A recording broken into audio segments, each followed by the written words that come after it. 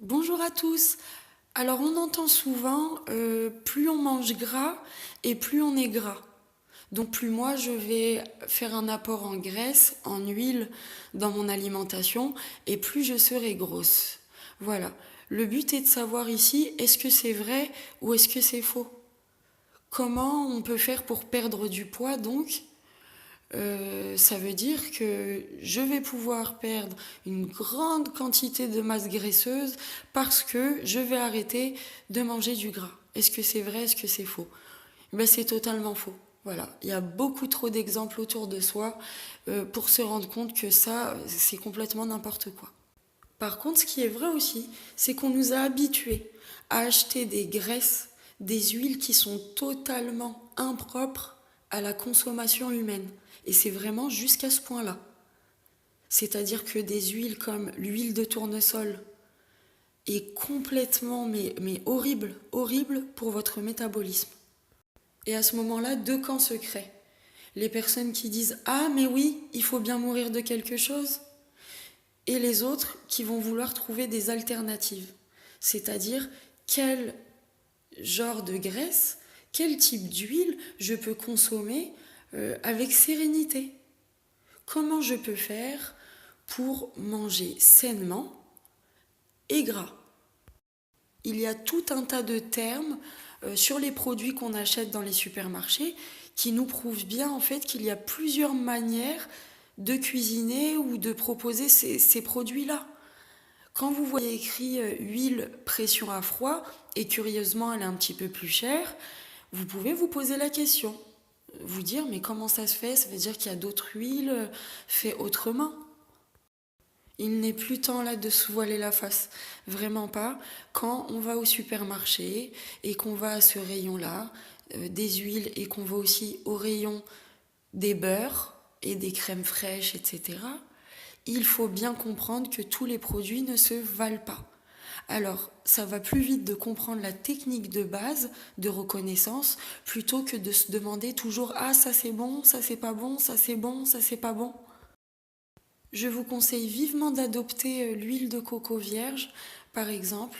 C'est vraiment astucieux d'utiliser cette huile dans le sens où elle est très nutritive, elle est antifongique, elle régule la glycémie et elle possède l'acide laurique qui est quand même uniquement présent dans ce monde, dans le lait maternel et dans la coco. Éliminer absolument l'huile de tournesol vraiment parce qu'elle a été trop travaillée par la main de l'homme et elle est surchauffée et du coup elle supporte pas du tout la chauffe et elle est cancérigène. C'est des petits changements comme ça dans votre hygiène de vie qui vont faire la différence.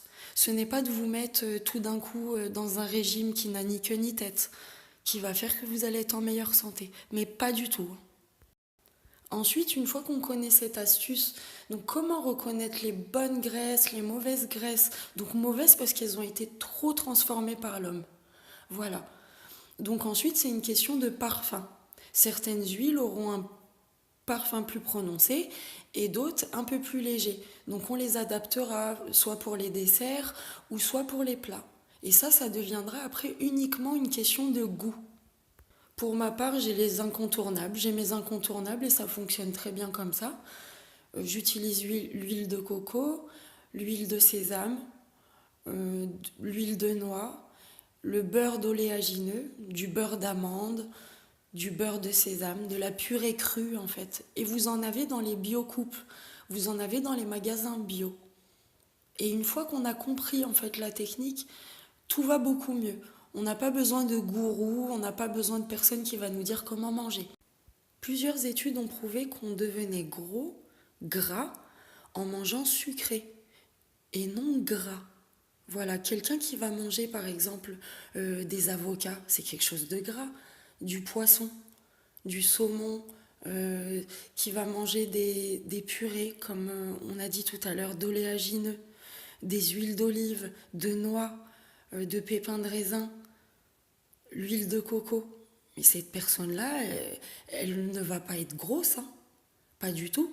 Par contre, quelqu'un qui va manger des plats préparés, qui va manger beaucoup de pain parce qu'il y a beaucoup de sucre dans le pain blanc, Celui qui va maltraiter ses matières premières, qui va surchauffer, griller à outrance, c'est cette personne-là qui va avoir des problèmes de gras. Donc éliminez les huiles et les beurres que vous pouvez acheter dans les magasins trop facilement.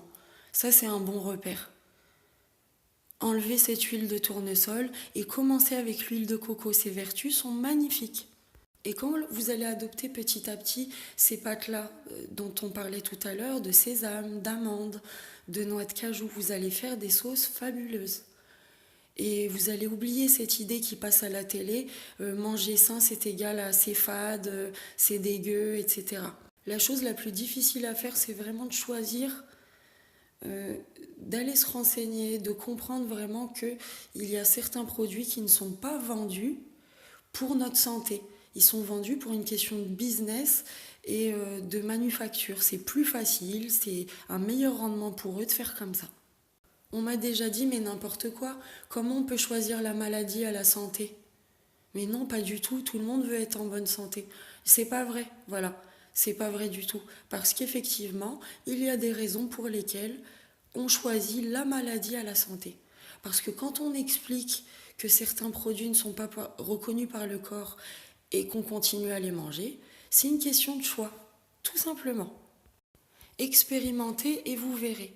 Prenez cette huile de coco, commencez à la mettre dans votre alimentation un peu plus souvent et éliminez dès aujourd'hui ces huiles-là, ces graisses qui sont nocives en fait pour un système interne humain. Bonne santé à tous et à très vite. Maman, ma salade, c'est trop bon la roquette. Quand tu vas venir, si on en a encore dans la ferme, on ira. Et c'est du radis aussi de la ferme, amande, huile d'olive, c'est bête, et de la farine de lin. Bisous maman.